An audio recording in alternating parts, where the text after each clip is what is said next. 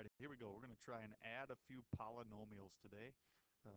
This one, the first polynomial, which you can recognize it because it's wrapped in this set of parentheses here, it says negative 2x cubed plus 4x squared minus 7, and we want to add that with 5x minus 6x squared plus 4. Okay? Anytime you're working with polynomials, you always want to keep in mind the idea of a like term. Okay? A like term has to have two things that are the same, the base and the power. Okay? So the power and the base are the same. They're what we call like terms, and in that case, like terms can be added and subtracted from one another. So if you have a 3x to the fourth and a 5x to the fourth, you are able to add those together because the base, which right here the base would be x, over here the base would be x, and the powers are both 4 and 4.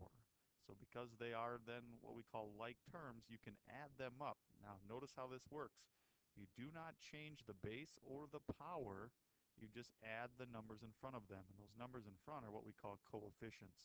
So 3x to the fourths plus 5x to the fourths would make a grand total of 8x to the fourths. Okay? And if we take that idea and translate it back up into our polynomials, addition is probably the simplest of methods here, or operations for polynomials, because what we're going to do is actually just kind of hunt and search throughout the entire list of things here and find all the like terms. So what we do is we kind of just start, and I like to start with the highest powered term, and that's going to be a 3.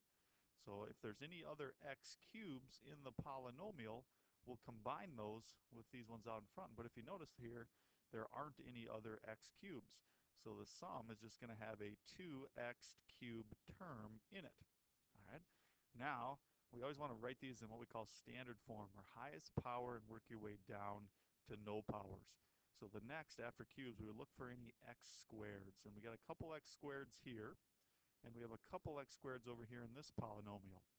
Because we're adding the polynomials, we can actually combine those. And if you just think about it, you have 4x squareds and negative 6x squareds. So if you have 4 minus the 6, you actually produce negative 2x squareds. All right. Now, if there's any x terms in the polynomial, or either one of them, we'll go ahead and put those together. And I see a couple here. We got 5 x's here, but there aren't any others. So those 5x just come with. And then our last term is going to be our constants, or just the numbers. So here we have a negative 7. We're adding that to positive 4. So negative 7 plus 4 will give us negative 3. And if you added those two polynomials together, that's as much as you could do with it. Okay. Notice we have the powers in descending order, highest one to the lowest one. There aren't any like terms left, so that would again represent the sum of this polynomial and that polynomial.